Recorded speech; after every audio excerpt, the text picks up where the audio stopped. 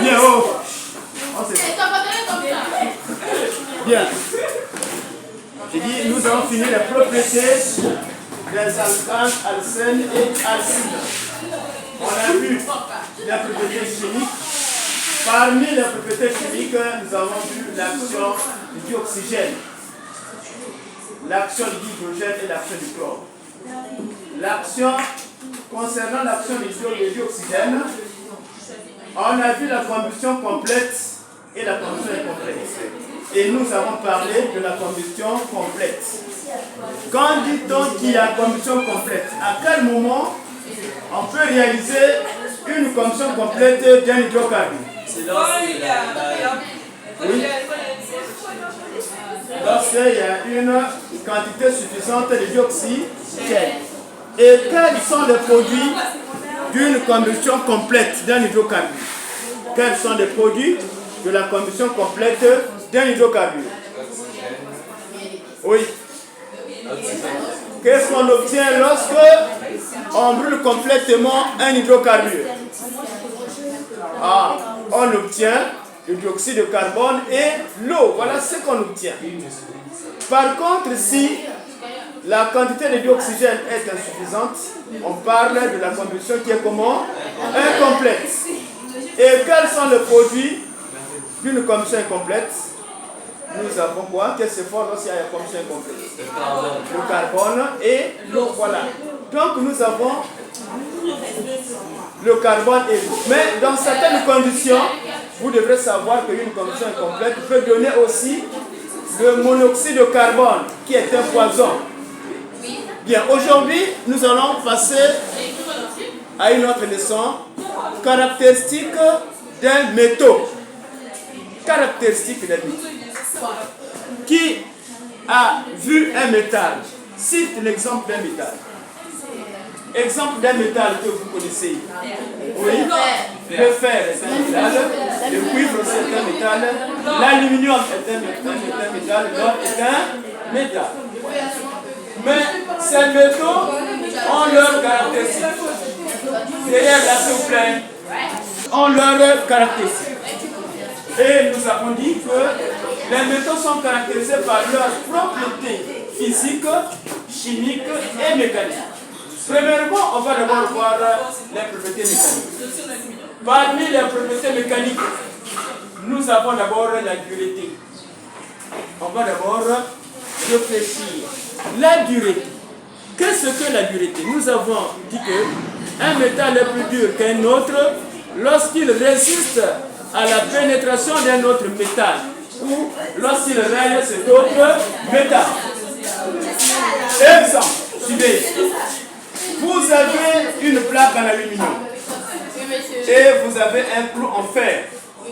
Lorsque vous prenez le clou en fer, vous le damez sur la plaque en aluminium, vous allez voir que le clou en fer s'enfonce dans la plaque en aluminium. Et on dit que maintenant, par rapport à cela, entre le fer et l'aluminium, qui est plus dur que l'autre? C'est le fer, parce que le fer s'enfonce dans l'aluminium. Ou bien, vous prenez un clou en fer, vous avez une plaque en aluminium, vous posez sur la plaque en aluminium et vous tirez. Quand vous tirez, qu'est-ce que vous allez constater sur la plaque en aluminium? Voilà, très bien. Donc il y a une rayure. Et en ce moment, on dit que le fer est plus dur que l'aluminium. Nous passons à la malléabilité.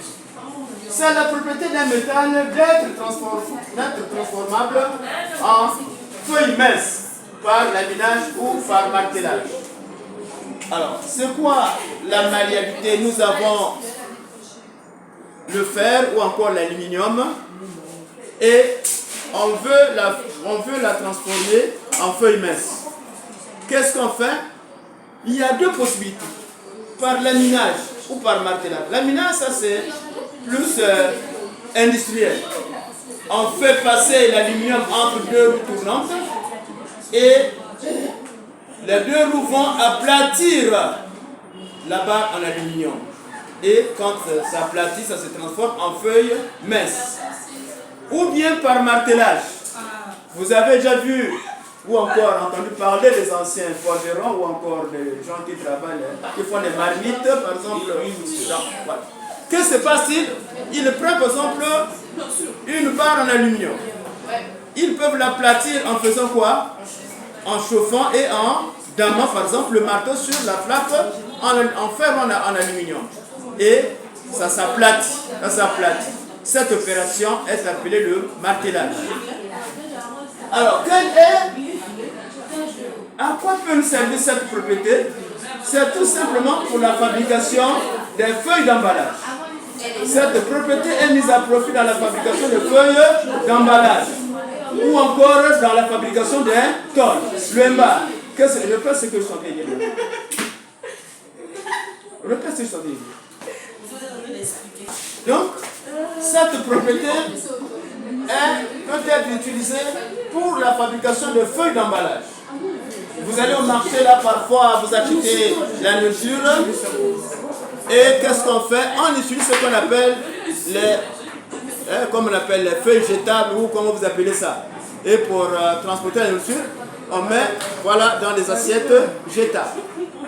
Quand vous voyez ces assiettes jetables, c'est n'est autre que l'aluminium. Et suivez, lorsque vous avez, par exemple, vous achetez la cigarette, à l'intérieur de la cigarette, il y a un papier qui enveloppe la cigarette. Voilà. Ce papier-là aussi, c'est un papier en aluminium. Mais attention, ce papier-là conduit le courant électrique.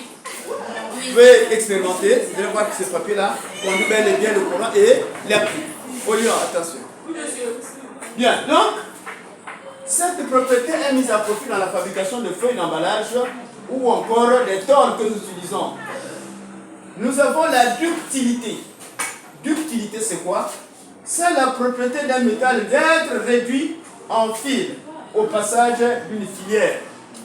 Alors, vous avez le métal, une filière, ce sont des petits trous, et on fait passer le métal à travers les petits trous.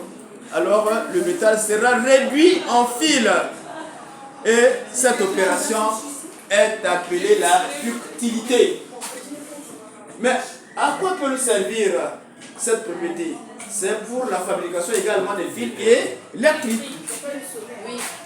Donc vous avez un métal et on a la possibilité de réduire ce métal en fil au passage d'une filaire.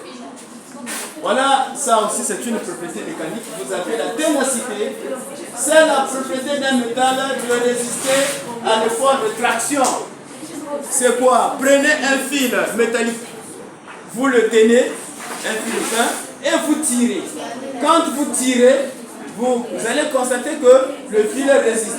Mais il doit y avoir une limite de traction. Alors, arrivé à cette limite, le fil va se couper.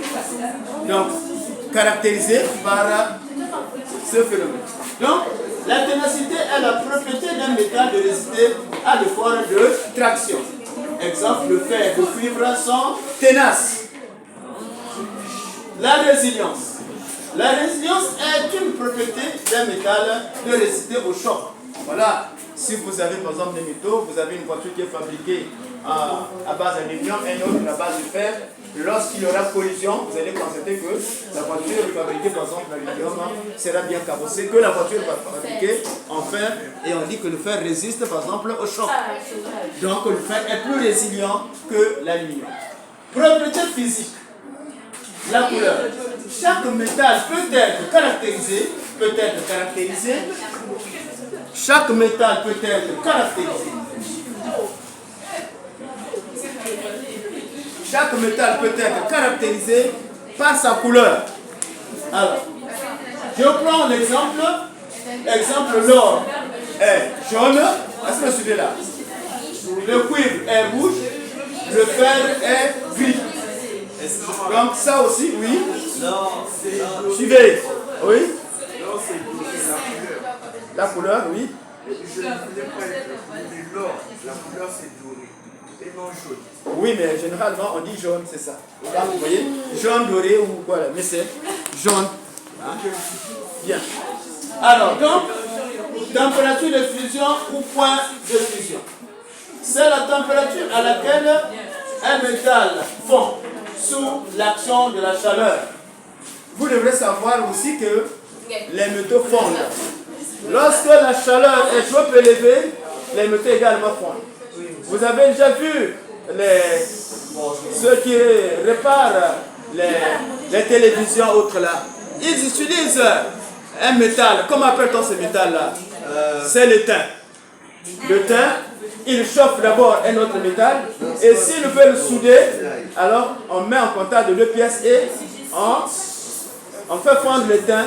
Et après, ça se refroidit pour coller les deux bouts des métaux soudés. Oh, soudés. Donc,